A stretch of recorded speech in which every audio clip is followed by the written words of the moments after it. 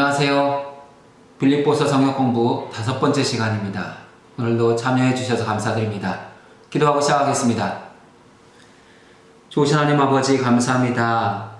이렇게 좋은 날 하나님의 말씀을 함께 나누고 배우고 공부할 수 있도록 은혜 베푸시니 감사합니다. 빌립보서 성경 공부를 통하여서 우리의 믿음이 깊어지게 하시고 하나님을 기쁘시게 하는 믿음의 아름다운 열매를 맺어가고 결실하는 시간 될 수 있도록 인도하여 주옵소서. 이 공부가 우리의 지식만 자라지 않게 하시고 하나님을 깊이 있게 만나는 귀한 시간 되도록 은총을 베풀어 주옵소서. 존귀하신 예수님의 이름으로 기도드립니다. 아멘. 오늘 공부하게 될 5과는 그리스도의 겸손한 희생과 섬김의 본입니다. 본문 말씀은 빌립보서 2장 1절부터 11절입니다. 우리 함께 본문 말씀을 같이 읽어보겠습니다. 그러므로 그리스도 안에 무슨 권면이나 사랑의 무슨 위로나 성령의 무슨 교제나 긍휼이나 자비가 있거든 마음을 같이하여 같은 사랑을 가지고 뜻을 합하여 한 마음을 품어 아무 일에든지 다툼이나 허영으로 하지 말고 오직 겸손한 마음으로 각각 자기보다 남을 낮게 여기고 각각 자기 일을 돌볼 뿐더러 또한 각각 다른 사람들의 일을 돌보아 나의 기쁨을 충만하게 하라. 너희 안에 이 마음을 품으라. 곧 그리스도 예수의 마음이니 그는 근본 하나님의 본체시나 하나님과 동등됨을 취할 것으로 여기지 아니하시고 오히려 자기를 비워 종의 형체를 가지사 사람들과 같이 되셨고 사람의 모양으로 나타나사 자기를 낮추시고 죽기까지 복종하셨으니 곧 십자가에 죽으심이라. 이러므로 하나님이 그를 지극히 높여 모든 이름 위에 뛰어난 이름을 주사 하늘에 있는 자들과 땅에 있는 자들과 땅 아래에 있는 자들로 모든 무릎을 예수의 이름에 꿇게 하시고 모든 입으로 예수 그리스도를 주라 시인하여 하나님 아버지께 영광을 돌리게 하셨느니라. 아멘. 먼저 본문의 위치를 살펴보겠습니다. 사도 바울은 지난 1장에서 빌립보 교회를 향하여 감사와 위로를 전했습니다. 그리고 그들을 위해서 내가 너희를 위해서 기도하고 있다. 나는 여전히 빌립보 교회와 성도들을 사랑하고 있다는 표현을 하였습니다. 그리고 복음을 전하는 일이 내게는 매우 중요한데 내가 시위대 뜰 안에 갇혀 있지만 여전히 복음이 전해지고 있다는 것을 강조했습니다. 그리고 빌립보 교회를 향하여서는 여러분도 복음에 합당한 삶을 사십시오. 그것은 복음에 참여하는 것이고 또한 연합과 일치를 이루는 것입니다. 라는 권면을 했습니다. 이제 2장에 들어와서 교회의 하나됨을 적극적으로 권면하고 있습니다. 교회의 하나됨, 일치, 연합은 빌립보서의 큰 주제입니다. 2장에서 그 내용이 집중적으로 다뤄질 뿐만 아니라 4장에 가면 한 번 더 이 내용을 강조하고 있기 때문입니다. 사도 바울은 빌립보 교회의 연합, 일치를 강조하면서 교회의 하나됨을 이룰 수 있는 이유가 무엇인가? 예수 그리스도의 겸손과 희생과 섬김의 본이 있기 때문이다 라고 말씀하고 있습니다. 특별히 2장 6절부터 11절의 내용은 초대교회의 기독론 중에 한 부분입니다.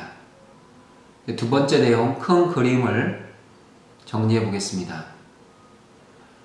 사도 바울은 빌립보 교회를 향하여 연합과 일치를 강조하면서 그 연합의 근거를 사람들의 노력에 두지 않습니다. 연합하십시오, 하나 되십시오 해서 되는 것이 아니라는 것입니다.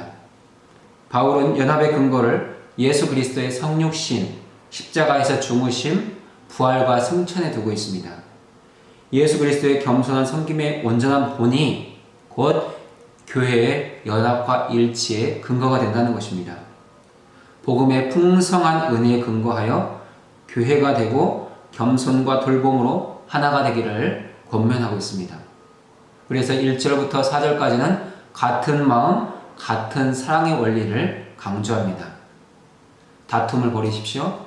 허영을 버리십시오. 교만을 버리십시오.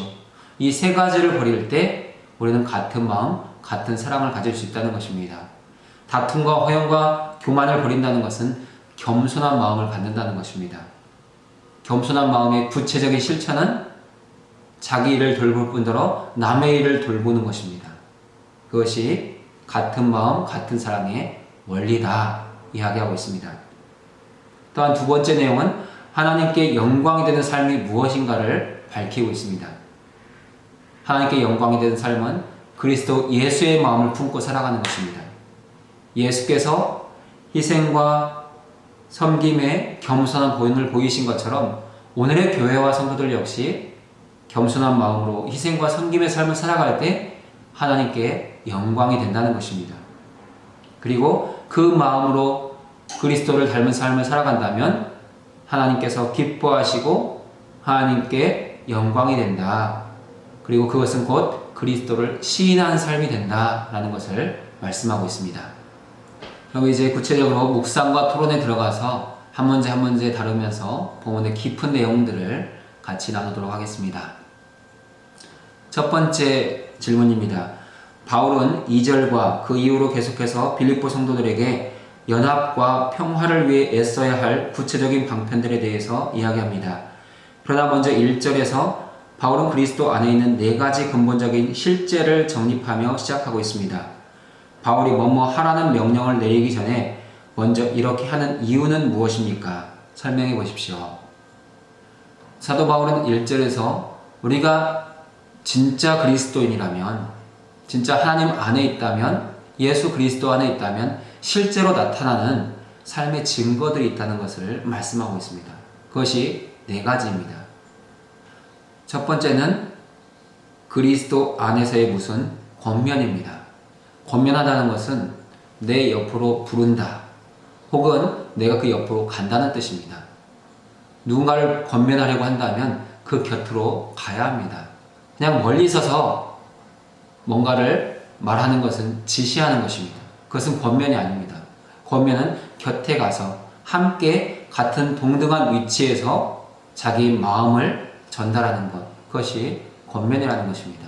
그러나 이 권면의 근거 역시 자기 자신의 생각이나 또한 세상의 가치관이 아닙니다. 그리스도 안에서의 권면이라고 말씀하고 있습니다. 곧 예수 그리스도의 말씀, 성경 말씀에 근거한 권면을 하라는 것입니다. 성경에 근거한, 말씀에 근거한 권면을 한다면 그것이 그리스도인의 실제 삶의 모습이라는 것입니다. 두 번째로 그리스도인의 삶에 나타나야 되는 구체적인 삶의 모습은 사랑의 무슨 위로입니다. 그러나 이 사랑의 위로 역시 단순한 위로, 사랑이 아닙니다. 원어를 보면은 그의 사랑으로 위로하라고 되어 있습니다. 그의 사랑은 예수 그리스도의 사랑입니다. 우리가 하나님께 받은 사랑, 우리가 그리스도 안에서 누리고 있는 그 사랑으로 다른 성도를 위로해라 라고 말씀하고 있는 것입니다. 우리의 사랑에는 힘이 없지만 예수의 사랑에는 힘이 있습니다. 능력이 있습니다. 진정한 위로가 있습니다. 그래서 우리가 누군가를 위로하려고 한다면 내 안에 먼저 그리스도의 사랑이 있는가를 확인해야 합니다. 내 안에 있는 그리스도의 사랑으로 상대를 사랑해야 되기 때문입니다. 우리가 그리스도 예수 안에 있는 실제적인 삶의 모습 세 번째는 성령의 무슨 교제입니다. 우리는 많은 사람들을 만나고 함께 어울려서 살아갑니다. 그러한 삶을 교제라고 말합니다. 다른 사람을 만나서 함께 대화하고 마음을 나누고 생각을 나누는 것들, 삶을 나누는 삶, 그것이 바로 교제입니다. 그러나 진정한 교제는 성령 안에서의 교제입니다. 왜냐하면 성령 안에서 교제할 때 우리 안에 어떠한 부패함이나 죄악들이 사라지고 자기 중심적인 생각이나 자기의 즐거움, 만족만을 위한 마음들이 사라지기 때문입니다. 우리가 성령 안에서 교제하게 된다면 우리 안에는 거룩함, 하나님의 속성들이 드러나게 되어 있습니다. 그것이 진정한 교제라는 것입니다. 하나님 주신 마음과 감동을 따라서 하나님 기뻐하시는 대화, 기뻐하시는 삶의 나눔이 있는 것, 그것이 성령 안에서의 교제입니다. 우리가 그리스도 예수 안에 있는 네 번째 삶의 모습은 긍휼과 자비입니다. 하나님께서 우리를 긍휼히 여기셨고 우리에게 자비를 베푸셨습니다. 그 마음, 그 사랑을 가지고 교회와 성도들을 바라보고 우리의 가족을 바라보고 이웃을 바라보라는 것입니다. 그럴 때 우리도 그들을 긍휼히 여길 수 있고 불쌍히 여길 수 있고 자비를 베풀 수 있습니다. 그것이 진정한 그리스도인의 삶의 모습이라는 것입니다. 우리가 그리스도 예수 안에서 이러한 삶의 모습, 그리스도 안에서 권면하고 사랑으로 위로하고 성령으로 교제하고 긍휼과 자비의 삶을 살아간다면 이미 우리는 예수 그리스도 안에 있는 것입니다. 예수 그리스도 안에 있기 때문에 이러한 삶을 살 수 있게 되는 것이고, 이 근거를 가지고 같은 마음, 같은 사랑, 한 믿음의 공동체, 한 몸, 한 지체를 이룰 수 있다는 것입니다. 이번 질문을 같이 나누어 보겠습니다. 1절의 네 가지 조건들은 2절에서 8절에 따라 나오는 내용들과 어떤 관련이 있습니까? 바울은 1절에서 개인적이고 경험적인 수직적인 측면을 말하고 있지만 동시에 수평적인 함의를 지닌 언어로 표현하고 있습니다. 설명해 보십시오.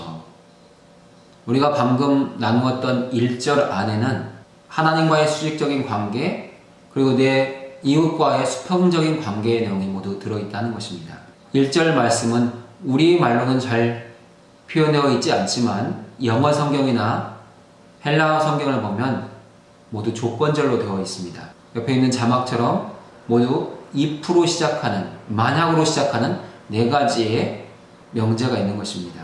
이 네 가지 명제는 만약 그리스도 안에서 무슨 권면이 있다면, 만약 그리스도의 사랑으로부터의 위로가 있다면, 만약 성령 안에서 무슨 교제가 있다면, 만약 무슨 긍휼이나 자비가 있다면, 그리스도인의 삶, 우리 성도들의 삶에 이런 것들이 있다면 같은 마음, 같은 사랑을 가지라는 것입니다. 이런 마음이 있는데도 불구하고 누군가 나의 마음을 힘들게 했고 나에게 서운하게 했다고 해서 그 마음을 소멸시키거나 마치 그런 마음이 하나도 없는 것처럼 살지 말라는 것입니다. 특별히 이 네 가지의 조건절 안에는 수직적인 측면이 있습니다. 그리스도 안에서의 권면, 그리스도 안에서 우리와 주님과의 관계가 있습니다. 그리스도의 사랑으로 우리가 주님께 받는 사랑, 이건 역시 수직적인 관계입니다. 성령 안에서의 교제, 성령을 통한 교제, 이것도 수직적인 관계입니다. 그러나 그리스도 안에서 그의 사랑으로 성령 안에서 성령과 함께만 있지 않습니다. 그 안에서 우리가 무엇을 하느냐? 권면하고 위로하고 교제하고 자비와 긍휼을 베풉니다. 이러한 모든 행동은 수평적인 관계입니다. 우리가 형제에게 권면하고 자매에게 위로합니다. 함께 성도의 교제를 나눕니다. 내 곁에 있는 사람들의 긍휼과 자비를 베풉니다. 이것은 또한 수평적인 관계입니다. 그러나 이 수평적인 관계가 온전해지기 위해서는 수직적인 관계가 되어 있어야 된다는 것입니다. 우리가 하나님과 수직적인 관계가 이루어지지 않은 상태에서 수평적인 관계에만 힘쓰려고 한다면 그것은 윤리와 도덕일 뿐입니다. 우리가 그리스도 예수 안에서 수직적인 관계가 바로 세워진 그 상태를 통해서 수평적인 관계를 이루어갈 때 그것은 그리스도인의 삶, 하나님과 교제하고 동행하는 영생의 삶이 되는 것입니다. 두 번째 질문은 바로 이런 내용들을 말씀하고 있습니다. 내가 누구에게 무슨 권면을 하고 위로하고 교제하고 자비와 긍휼을 베풀 때 먼저 하나님과의 관계가 바르게 되어 있는가, 수직적인 관계가 바르게 되어 있는가를 확인한 후에 수평적인 관계로 나가라는 것입니다. 그러면 수직과 수평의 관계가 온전히 이루어져서 우리가 그리스도인으로서 주님께 합당한 삶을 살게 된다. 이런 내용을 말씀하고 있습니다. 세 번째 질문을 살펴보겠습니다. 세 번째 질문 안에는 또한 세 가지 정도의 질문이 같이 들어있습니다. 좀 내용이 많지만 집중해서 한번 나누어 보겠습니다. 1절의 첫머리에 있는 만약이라고 하는 작은 단어에 주목해 보십시오. 이 문맥에서 이러한 표현이 지닌 중요한 의미는 무엇입니까? 이러한 표현이 구원의 확신과 연결되는 점이 있습니까? 아니면 없습니까? 빌립보 성도들이 지닌 믿음의 진실성을 의심하면서 냉소적으로 표현하고 있는 것은 아닙니까? 1장 전체에서 이 질문에 대해 답할 수 있는 요소가 혹시 없습니까? 1절은 4개의 조건절로 되어 있습니다. 모두 if로 시작하고 있습니다. 만약 그리스도 안에서 무슨 권면이 있다면, 만약 그리스도의 사랑으로부터 위로가 있다면, 만약 성령 안에서 무슨 교제가 있다면, 만약 무슨 긍휼이나 자비가 있다면. 그러면 왜 사도 바울은 이런 중요한 표현 앞에 모두 만약이라는 단어를 넣어 놓았을까요? 그것은 그리스도인에게 이런 행위가 반드시 있어야 된다는 것입니다. 만약 있다면 이것을 뒤집어 보면 반드시 있어야 된다는 것입니다. 여러분 안에는 이런 권면, 위로, 교제, 긍휼, 자비가 반드시 있어야 됩니다. 라는 것을 강조하기 위해서 사도 바울은 오히려 만약이라는 단어를 쓰고 있습니다. 있어도 좋고 없어도 좋은 것이 아니라 반드시 있어야 됩니다. 여러분에게 이런 것이 있다면 같은 마음 같은 사랑을 가지십시오. 같은 마음 같은 사랑의 근거는 바로 이런 것입니다 라는 것을 강조하는 표현이라고 할 수 있습니다. 그러면 이러한 조건절, if의 표현이 구원의 확신과는 어떤 연관이 있겠습니까? if로 시작하고 있는 네 가지 조건절은 모두 그리스도 예수 안에 있는 성도, 구원의 확신을 가지고 있는 성도, 하나님의 구원을 경험한 성도만이 가질 수 있는 삶의 모습입니다. 이러한 삶의 모습은 구원을 얻지 못한 불신자들에게서는 찾아볼 수 있는 삶의 모습이 아닙니다. 권면, 위로, 교제, 자비, 긍휼, 이러한 마음들은 사실 자연스러운 마음이 아닙니다. 자기 중심적인 삶, 자기의 만족과 기쁨만을 추구하는 사람들에게서는 이러한 삶의 모습을 찾기가 어렵습니다. 그러나 그리스도 예수 안에 있을 때, 성령 안에 있을 때는 얼마든지 가능한 삶의 모습, 성품들입니다. 그래서 이러한 것들이 있다는 것은 곧 우리가 구원받았다는 것을 보여주는 삶의 모습이라고 할 수 있습니다. 그리고 더 나아가서 사도 바울이 if의 표현을 통해서 이러한 말씀을 나누고 있는 것은 빌립보 교회와 성도들에 대한 의심이나 냉소라기보다는 그들에 대한 가능성, 그들이 이미 예수 그리스도 안에서 구원받았다는 것을 강조해 주기 위해서 이렇게 표현하고 있다고 볼 수 있습니다. 여러분은 이미 그리스도 예수 안에서 구원받은 사람입니다. 구원의 확신을 가진 사람입니다. 그렇다면 여러분에게는 그리스도 안에서의 권면이 있어야 되는 것이고 그의 사랑으로 위로해야 되는 것이고 성령 안에서 교제하고 자비와 긍휼을 베푸십시오 라고 말하고 있는 것입니다. 사도 바울은 이렇게 말하면서 빌립보 교회 안에 있는 다툼과 허영의 마음이 사라지고 서로 겸손하게 한마음 한뜻이 되는 것을 바라보고 있습니다. 그렇게 한마음 한뜻이 돼서 협력하는 것, 그것이 구원의 증거이기 때문입니다. 1장 27절과 28절에 보면 너희에게는 구원의 증거가 있으니 이것은 하나님께로부터 난 것이라 라는 표현이 있었습니다. 구원의 증거가 바로 그리스도 안에서의 권면, 그리스도의 사랑으로 위로, 성령 안에서 교제, 자비와 긍휼이라는 것입니다. 4번 질문을 같이 나눠보겠습니다. 바울은 이미 빌립보 교회의 믿음의 진보와 기쁨에 대한 자신의 일반적인 바람을 표현한 바 있습니다. 이제 2장에서 바울은 구체적인 방법으로 그 진보를 이루도록 부르고 있습니다. 마음을 같이하여 같은 사랑을 가지고 뜻을 합하며 한 마음을 품어. 그러나 정확히 말하자면 이러한 표현들이 2절의 명령은 아닙니다. 2절에서 바울의 실제 명령은 나의 기쁨을 충만하게 하라입니다. 바울은 자신의 기쁨을 충만하게 하라는 명령 속에 교회의 하나됨에 대한 명령을 포함시켜 넣었다는 사실을 볼 때 바울의 마음과 리더십에 대해 그리고 빌립보 교회 성도들과의 개인적인 관계에 대해서 어떤 점들을 알 수 있습니까? 사도 바울은 빌립보 교회가 한마음 한뜻이 돼서 협력하고 하나님 기뻐하시는 사역들을 이루어가는 것, 그것을 기대하고 있습니다. 그것이 사도 바울의 기쁨입니다. 그러나 내 기쁨을 위해서 여러분이 이렇게 하십시오 라고 말하지 않습니다. 여러분이 이렇게 한다면 나는 매우 기쁠 것입니다. 여러분 제발 이렇게 하심으로 나의 기쁨을 충만하게 해주십시오. 이러한 권면을 하고 있는 것입니다. 동일한 내용이지만 어순에 따라서는 전달되는 감정이 달라집니다. 내 기쁨을 위해서 이렇게 하십시오. 이것은 지시적이고 명령적입니다. 하지만 여러분 이렇게 하십시오. 그러면 내가 매우 기쁠 것 같습니다. 이렇게 말하는 것은 권면이고 이해를 요구하는 것입니다. 우리는 여기서 빌립보 교회의 믿음의 진보가 자신의 기쁨이라고 말하는 바울의 리더십을 볼 수 있습니다. 자신의 목적만을 추구하지 않고 공동체를 먼저 생각하는 리더십입니다. 사도 바울은 먼저 빌립보 교회가 한 마음이 되는 것, 같은 사랑을 갖는 것, 이것이 더 중요합니다 라는 것을 말하고 나서 여러분이 그것을 이룬다면 내게는 매우 기쁨이 될 것입니다 라고 표현하고 있다는 것입니다. 빌립보 교회의 믿음의 진보, 그것이 겉으로 드러난 구체적인 모습은 같은 마음, 같은 사랑이라는 것입니다. 우리는 이러한 표현 안에서 빌립보 교회 성도들과 바울의 개인적인 관계를 생각해 볼 수 있습니다. 빌립보 교회와 바울의 관계. 사도 바울은 빌립보 교회 성도들을 영적 자녀로 생각하고 있습니다.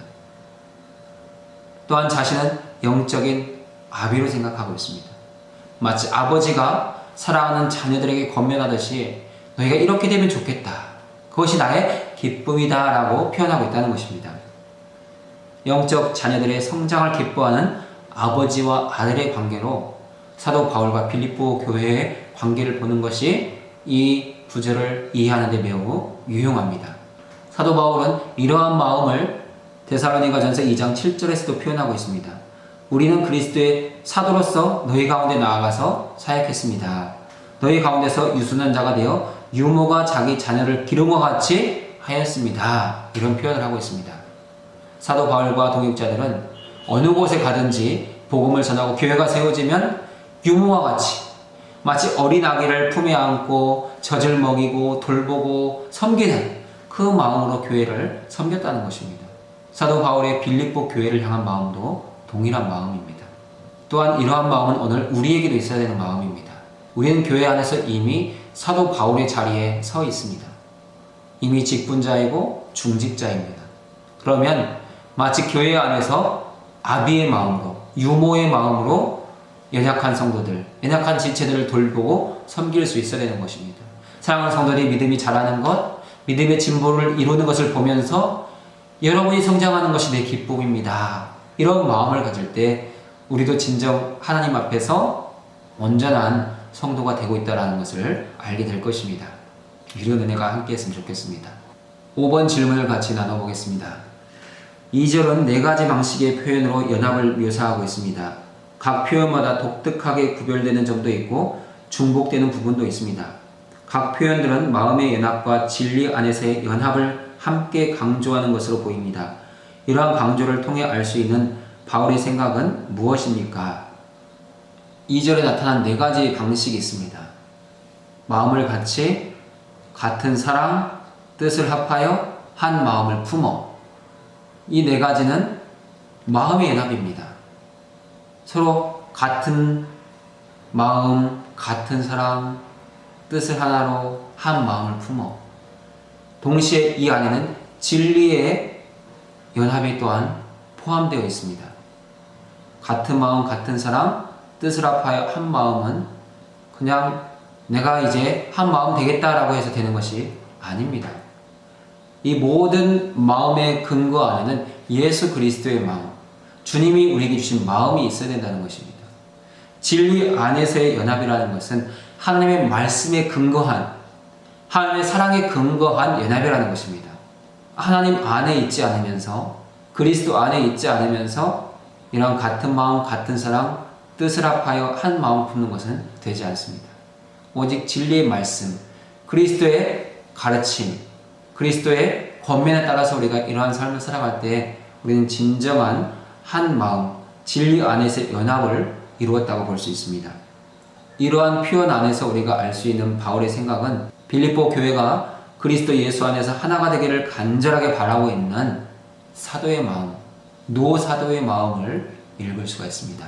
사랑하는 여러분에게도 교회를 향한 이러한 마음이 있으십니까? 사랑하는 성도들이 서로 다투거나 나누어져 있을 때 정말 그들을 어떻게든지 하나로 묶어주고 싶은 마음, 다시 하나로 만들어주고 싶은 마음, 그런 사랑의 마음이 있으십니까? 그런 마음이 있어야 진짜 그리스도인, 진짜 성도입니다. 여러분에게 그 마음이 있기를 바랍니다. 6번째 질문을 같이 나눠보겠습니다. 2절에서 3, 4절로 전개된 가운데 바울은 성도 개인의 겸손이 교회의 연합의 필수적인 요소라고 분명히 이야기하고 있습니다. 그러한 겸손은 여러 다양한 방식으로 예증됩니다. 그 예들은 무엇입니까? 그러한 겸손의 모습이 연합을 구성하는 데 필요한 이유는 무엇입니까? 3절에는 교회의 하나됨, 연합을 방해하는 요소들이 나와 있습니다. 특별히 3가지인데 이것을 우리가 잘 제거할 때 교회는 하나가 될 수 있고 서로 연합할 수 있습니다. 그럼 이 세 가지가 무엇인지 같이 집중적으로 다뤄보겠습니다. 첫 번째, 교회 연합을 방해하는, 교회 하나됨을 방해하는 요소는 다툼입니다. 다툼의 본래적인 의미는 경쟁심입니다. 나와 다른 지체들을 비교하는 것입니다. 아무도 자신을 부족하게 보거나 업신여기지 않는데 스스로 비교해서 열등감에 사로잡히기도 하고 경쟁의식에 사로잡히기도 합니다. 우리의 마음에 다툼, 경쟁심이 있으면 마음에 쉼이 없습니다. 늘 다른 사람을 의식하게 되고 그 사람보다 앞서려 하게 되고 그러다 보면 우리의 마음은 쉼을 얻지 못하고 피곤해집니다. 사랑하는 여러분의 마음이 피곤하다, 쉼이 없다.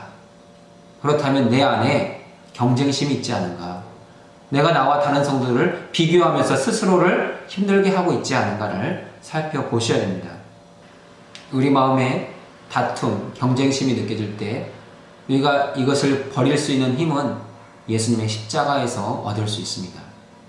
예수님은 경쟁하지 않으셨습니다. 십자가를 지는데 무슨 경쟁심이 있겠습니까? 무슨 다툼이 있겠습니까? 죽으러 가는데 내가 먼저 죽으러 가겠다고 누가 앞장서겠습니까? 그러나 예수님은 앞장서셨습니다. 내가 너희를 위해서 죽겠다. 너희의 구원을 위해서, 너희의 생명을 위해서 내가 죽어주겠다 라고 말씀하시고 겸손히 십자가의 자리로, 죽음의 자리로 나아가신 분이 주님이십니다. 사랑하는 여러분의 마음 가운데 다툼이나 경쟁의 마음이 생긴다면 주님의 십자가를 바라보십시오. 주님은 죽는 자리에 앞서셨지 다른 사람과 스스로를 비교하는 그 자리에 앞서지 않으셨다는 것입니다. 교회의 하나됨을 방해하는 두 번째 요소는 허영입니다. 다툼과 허영을 버리고 되어 있죠. 허영은 말 그대로 텅 빈 마음입니다. 내 마음이 채워져야 될 것으로 채워지지 않았습니다. 그냥 비어 있습니다. 허전합니다. 그래서 뭔가 계속해서 채우려고 하는데 그것이 겉으로 드러납니다. 그것이 허영입니다. 허영의 핵심을 보면 나는 특별하다는 마음이 있기 때문입니다. 나는 특별합니다. 그런데 외적인 모양이 너무나 허술해 보여서 자꾸 뭔가를 갖다 붙이고 뭔가를 걸치고 더해서라도 나를 특별하게 만들어 보고 싶어 하는 것. 그것이 허영이라는 것입니다. 거짓된 마음입니다. 우리 안이, 우리 내면이 채워져야 될 것으로 가득 차 있으면 우리는 허영에 사로잡히지 않습니다. 오히려 겉모양이 검소하고 왜소해 보인다고 할지라도 전혀 흔들리지 않습니다. 왜냐하면 내면이 가득 차 있기 때문입니다. 내면이 가득 차 있으면 결코 우리는 다른 사람에게 민감하지 않습니다. 누가 나를 어떻게 평가하든지 어떻게 말하든지 상관하지 않습니다. 우리 안에 그러면 무엇으로 채워질 때 우리가 허영으로부터 자유로울 수 있을까요? 예수님으로 채워지는 것입니다. 우리의 내면이 성령으로 채워지는 것입니다. 우리의 내면이 말씀으로 채워지는 것입니다. 그러면 헛된 마음, 허황된 마음, 겉을 포장하고 겉을 드러내려고 하는 이 거짓된 마음에 사로잡히지 않습니다. 거짓된 마음에 사로잡히면 다른 사람들을 깎아내리고 다른 사람들을 무시해서라도 그 사람을 낮추어서 자신을 높이기 때문에 교회의 연합을 깨트리는 것입니다. 우리 안에 거짓된 마음, 허영이 있다면 이제부터는 그 마음을 버리시고 예수 이름으로 쫓아내시고 주님을 초청하시고 성령을 초청하시고 말씀을 가득 채워서 충만한 마음을 이루어 가실 수 있길 바랍니다. 세 번째, 교회의 일치됨을 방해하는 요소는 교만입니다. 교만의 핵심은 내가 너보다는 더 낫다, 더 월등하다라는 마음입니다. 이러한 마음이 있으면 어떠한 공동체도 하나가 될 수 없습니다. 내가 너보다 나은데 어떻게 하나가 될 수 있겠습니까? 다른 사람은 다 내 밑에서 나를 도와줘야 되는 사람이고 나를 섬겨야 될 사람들인 것이지 나와 함께 갈 사람은 아닌 것입니다. 그래서 교만이 공동체를 무너뜨리는 아주 무서운 마음입니다. 우리 예수님은 교만하지 않으셨습니다. 예수님은 성자 하나님, 독생자 하나님으로서 이 땅에 오셨지만 내가 하나님이니 나를 섬겨라 그렇게 말씀하시지 않았습니다. 오히려 나는 너희를 섬기는 자로 왔다라고 말씀하십니다. 주님의 마음 안에서는 교만의 한 자락도 발견할 수가 없습니다. 주님의 마음 안에는 온통 겸손으로 가득 채워져 있습니다. 사도 바울이 3절에서 다툼과 허영을 버리고 겸손하십시오 말하는 것은 다시 겸손을 되찾으라는 것입니다. 우리가 겸손한 마음을 되찾게 되면 다툼도 버릴 수 있고 허영도 버릴 수 있고 교만도 버릴 수 있기 때문입니다. 이제부터는 나보다 다른 사람을 낮게 여기시길 바랍니다. 나도 괜찮은 사람이고 나도 훌륭한 사람이지만 다른 사람들 안에도 다 각자 장점이 있고 독특한 탁월한 부분들이 있습니다. 그 부분들을 인정해 주는 것, 그것이 나보다 남을 낮게 여기는 것입니다. 나와 비교해서 남들이 없는 것을 보고 그들을 낮추어 보거나 그들을 무시하는 것이 아니라 나에게 없는 다른 사람의 장점을 발견해서 그를 높여줄 때 그것이 나보다 남을 낮게 여기는 것입니다. 그런 마음이 있다면 공동체는, 교회는, 가정은 하나가 될 수 있고 연합과 일치를 이룰 수 있게 될 것입니다. 사랑하는 여러분의 삶 가운데 이 겸손이 가득하여서 다툼과 허영과 교만을 모두 물리치시고 주님이 원하셨던 교회의 하나됨, 성도의 하나됨, 나와 주님의 하나됨을 이루어 가실 수 있기를 바랍니다. 7번 질문을 보겠습니다. 1에서 5절과 6에서 8절의 관계는 무엇입니까? 바울이 연합과 겸손으로 성도들을 부른 후에 6에서 8절에서 예수님의 성육실 사건을 면밀하게 서술하는 이유는 무엇입니까? 먼저 1절과 5절, 6절과 8절의 관계는 권면에 대한 해답이라고 할 수 있습니다. 사도 바울은 1절부터 5절에서 빌립보 교회의 하나됨, 연합을 강조했습니다. 그럼 이 연합을 어떻게 이룰 것인가? 실제 모델이 있는가? 있다는 것입니다. 그것이 예수 그리스도의 성육신, 6절에서 8절 말씀, 초대교회의 기독론입니다. 성도들이 이루어야 할 하나님의 최고의 모델은 예수 그리스도입니다. 6절에 보시면 예수님은 근본 하나님의 본체시나 하나님과 동등됨을 취할 것으로 여기지 아니하셨다고 말씀하고 있습니다. 여기서 하나님의 본체시라는 말씀은 본질적으로 동일하다는 것입니다. 동일한 본성, 동일한 본질을 가지고 있습니다. 그럼에도 불구하고 하나님과 동등됨을 취하지 않으셨다는 것입니다. 오히려 자기를 비웠습니다. 여기서 비운다는 것은 자신의 능력, 자신의 권세를 내려놓는다는 것입니다. 그냥 다 비워서 텅 비우게 해서 아무것도 없게 하는 것은 아닙니다. 모든 것을 다 가지고 있지만 그것을 내려놓고 사용하지 않는 것입니다. 그래서 예수님은 성육신, 사람의 몸으로 이 땅에 오셨지만 참 인간이면서 참 신이었습니다. 이것을 신학에서는 베레데우스, 참 신, 베레호모, 참 인간이라고 표현하고 있는 것입니다.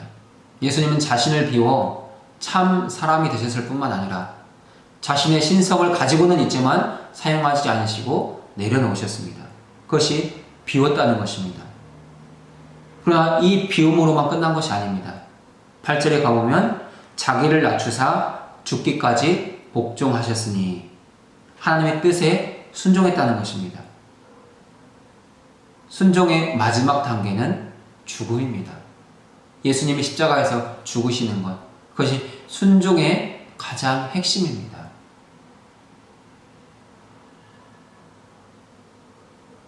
순종의 가장 핵심은 자기 뜻대로, 자기 마음대로 죽는 것이 아닙니다. 하나님의 뜻, 하나님이 원하시기 때문에 죽었다는 것입니다. 그 순종의 결과가 하나님의 높여주심. 9절에 보시면 하나님이 그를 지극히 높여 모든 이름 위에 뛰어난 이름을 주사. 예수님이 스스로 높이신 것이 아니라 아버지 하나님이 예수 그리스도를 높여주셨습니다. 예수 그리스도를 모든 만민의 주님으로 높여주셨다는 것입니다. 오늘 우리의 삶도 마찬가지입니다. 우리가 다른 사람들 위해 높이 있을 수 있습니다. 자신의 직분이나 자신의 연륜이나 나이 등을 내세워서 내가 당신보다 월등한데, 내가 누군데 네가 나한테 이래 라고 말할 수도 있습니다. 하지만 그것은 진정 그리스도인의 모습이 아닙니다. 겸손한 마음을 가지고 예수님처럼 다른 사람과 동등됨을 취하는 것, 내가 권면해야 될 사람, 내가 가르쳐야 될 사람, 그 위치까지 내려가서 그와 같이 일으켜주고 세워주는 것, 그것이 진정한 겸손이라는 것입니다. 그럴 때 우리는 하나됨, 일치를 이룰 수 있게 됩니다. 이 일치를 위해 힘쓰는 우리가 되길 바랍니다. 8번을 같이 나눠보겠습니다. 6에서 8절에서 기술한 깊은 신학적 표현들로 인해 바울은 근본 요지가 다소 간과될 수 있습니다. 바울의 요지는 종됨, 섬김에 대한 것입니다. 7절의 종이라는 단어는 6에서 8절에 묘사된 풍성한 신학적 내용들을 1에서 8절의 바울의 주요 요지와 연결하여 묶어주는 좋은 요약이라고 할 수 있습니다. 어떤 측면에서 예수님은 종이 되셨습니까? 예수님은 제자들에게 언제나 나는 너희를 섬기러 왔다. 나는 너희의 종이 되기 위해서 이 땅에 왔다 라고 말씀하셨습니다. 여기에는 첫 번째, 자신의 권한, 자격을 내세우지 않고 아버지 하나님의 뜻에 절대 순종하는, 절대 순종의 마음이 들어있습니다. 종은 자기의 것이 없습니다. 종은 주인의 소유입니다. 주인의 뜻에 절대 복종하는 자입니다. 예수님은 아버지 하나님의 뜻에 절대 복종하셨습니다. 하나님의 본체셨지만, 모든 면에서 하나님과 동등하셨지만 그 동등됨을 취하지 아니하시고 오히려 종의 형체, 피조물의 형체로 이 땅에 오셔서 하나님의 뜻에 절대 순종하셨다는 것입니다. 두 번째로는 창조주로서 피조물의 자리까지 내려오신 성육신의 모습에서 우리는 예수님의 종된 모습을 볼 수 있습니다. 창조주가 피조물이 된다는 것, 쉬운 일이 아닙니다.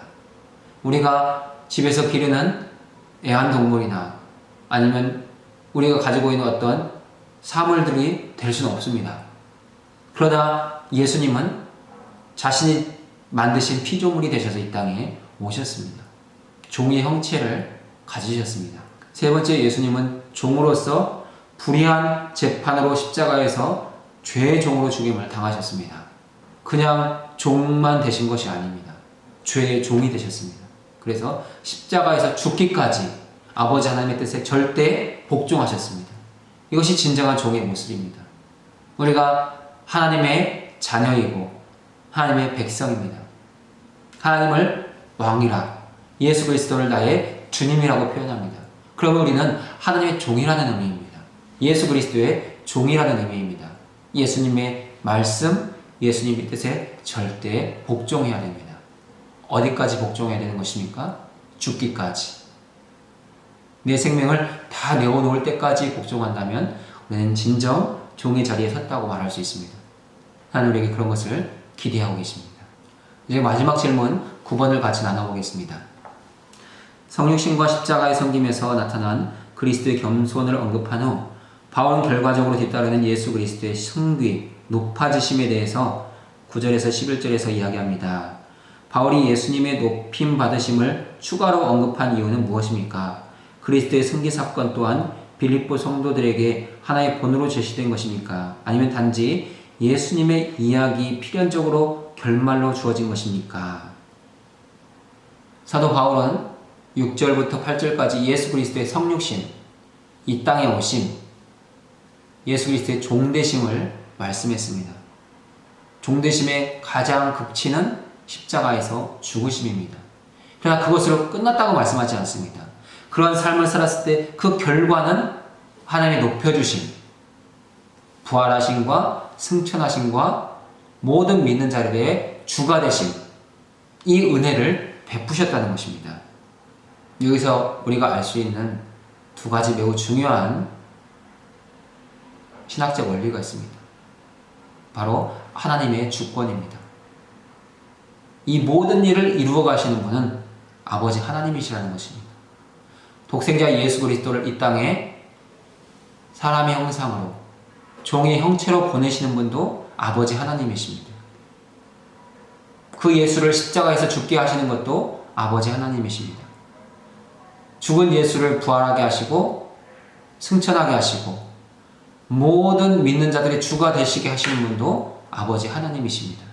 아버지 하나님의 절대 주권 안에서 예수는 이 땅에 오셨고 죽으셨고 부활 승천하셨습니다. 그리고 우리 모두의 주가 되셨습니다. 이것이 아버지 하나님의 주권입니다. 또한 우리는 스스로 높아지는 존재가 아니라는 것입니다. 교회와 성도들은 스스로 높아지는 존재가 아닙니다. 주님이 높여주시면 높아집니다. 우리가 스스로를 높이려고 할 때 우리는 교만하게 되고 오만해집니다. 하지만 주님이 높여주시면 우리는 오히려 겸손할 수 있고 그곳에는 더 영광이 커지는 것입니다. 사도 바울이 빌립보 교회를 향해서 예수 그리스도의 승귀, 높아지심을 설명하는 이유가 있습니다. 교회의 하나됨과 연합을 위해 겸손하게 종의 자리에 내려간다면 하나님께서 너희를 높여주실 것이다. 너희 진정한 높여짐은 아버지 하나님의 손안에 있다라는 것을 밝히기 위해서, 이것을 깨닫도록 하기 위해서 이러한 말씀을 보여주고 있는 것입니다. 오늘 우리가 예수 그리스도 안에 있습니다. 교회 안에서 내 스스로 높아지려고 하지 마시기 바랍니다. 내가 목회자니, 내가 직분자니, 나를 존경해라, 나를 인정해라, 이러한 마음은 모두 교만한 마음입니다. 사단이 주는 마음입니다. 오히려 우리는 더 겸손해져야 합니다. 나는 아무 자격도 없고 아무 능력도 없습니다. 나는 무능한 자인데 하나님께서 그런 나를 직분을 주시고 이 자리에 있게 하셨습니다. 오히려 더 겸손하게 주님 앞에 머리 숙일 때 하나님은 그런 우리를 높여주실 것입니다.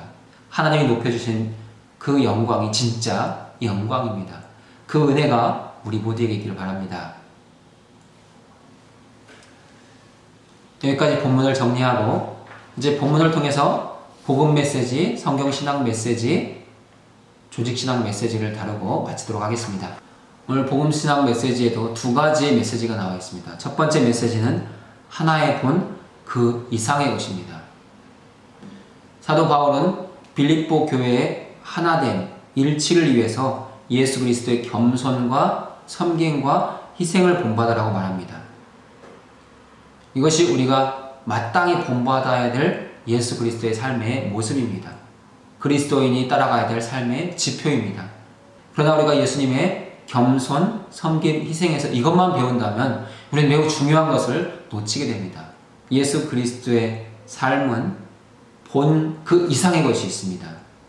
바로 나를 위해서, 나를 대신해서 죽으셨다는 것입니다. 예수님의 죽으심, 예수님의 십자가는 그냥 본이 되는 것이 아닙니다. 나를 위한 죽으심, 나의 구원을 위한 주님의 사랑이라는 것을 우리가 반드시 이해해야 된다는 것입니다. 그것이 복음입니다.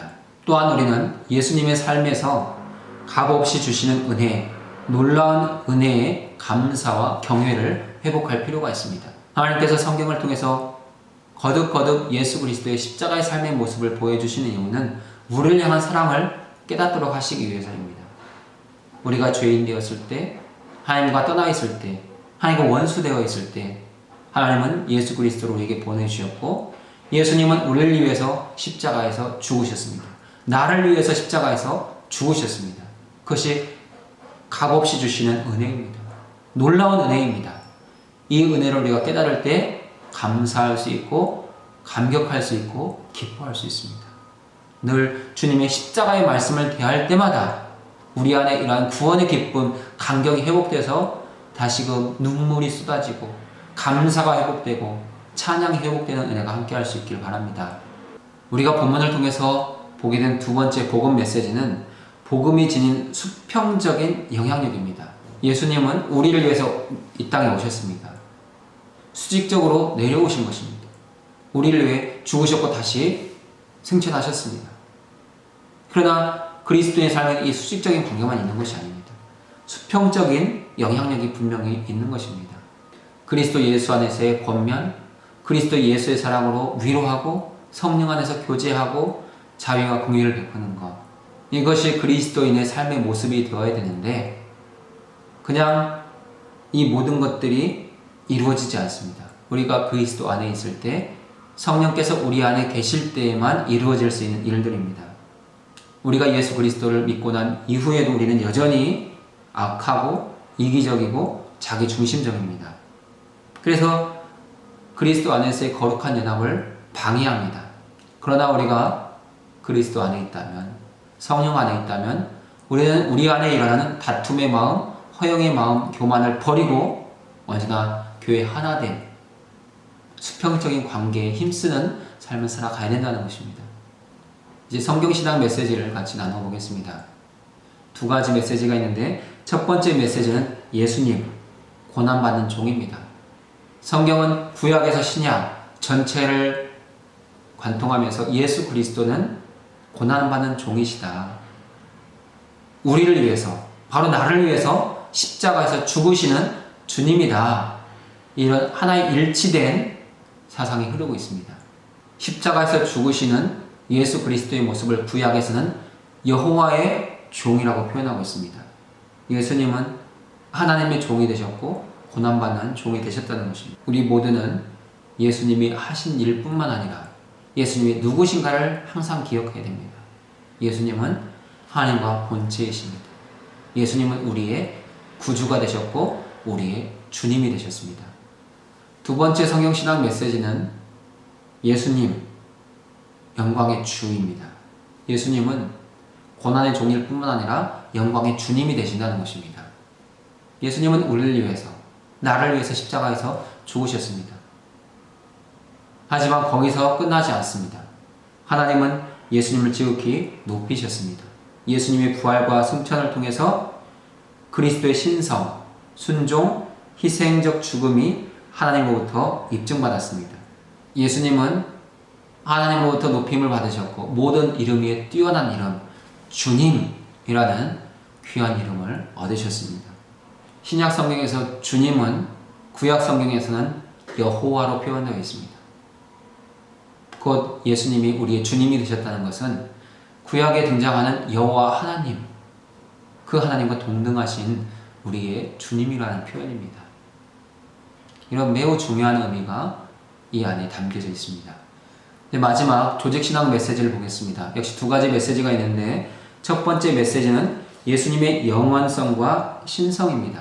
예수님은 이 땅에 성육신 하시기 이전에도 아버지 하나님과 동일한 본질을 가지고 계셨습니다. 하나님의 본체이셨습니다. 하나님과 똑같은 본성, 또한 똑같은 본질을 가지고 계셨습니다. 예수님은 영원 전부터 영원까지 하나님이시라는 것입니다. 그리고 예수님의 신성 역시 영원 무궁하시다. 영원토록 우리의 하나님이시고 우리의 주님이시다. 이런 내용이 정리되어 있습니다. 조직신학의 두 번째 메시지는 한 인격 두 본성입니다. 사도 바울의 표현처럼 예수님은 자기를 비우셨습니다. 그러나 이 비우심은 신성과 신적 속성을 다 버리신 것이 아닙니다. 다 버려서 아무것도 없는 게 아니라 겸손히 내려놓으셨습니다. 사용하지 않으신 것입니다. 예수님 안에는 신성과 인성이 함께 존재하십니다. 예수님은 한 분이십니다. 그래서 인격은 하나입니다. 하지만 신성과 인성이라는 두 가지 본성을 가지고 있습니다. 그럼에도 불구하고 이 두 가지 본성은 혼합되지 않고 혼동되지 않고 분리되지 않고 구분되지 않습니다. 오늘 이렇게 5과를 나누어 보았습니다. 다음 주 6과는 빌립보서 2장 12절에서 18절까지의 내용입니다. 읽어보시고 좀 교재도 공부해보시고 참여하면 좋겠습니다. 수고하셨습니다. 기도하고 마치겠습니다. 사랑 많으신 하나님 아버지 감사합니다. 하나님은 우리에게 교회의 하나됨을 이루라고 말씀하십니다. 우리 안에 있는 다툼, 허영, 교만을 버리고 겸손하게 같은 마음, 같은 사랑, 같은 뜻을 품으라고 말씀하셨습니다. 하나님, 아버지가 원하시는 그 삶을 살아갈 수 있도록 은혜를 베풀어 주옵소서. 예수님께서 종이 되시고 죽으시고 부활 승천하셔서 영광을 얻으신 말씀을 보면서 우리도 그 예수님을 본받게 하시고 그 예수님과 동행하는 복되고 거룩한 삶을 살아갈 수 있도록 인도하여 주시옵소서. 귀하신 예수님의 이름으로 기도드립니다. 아멘. 수고하셨습니다.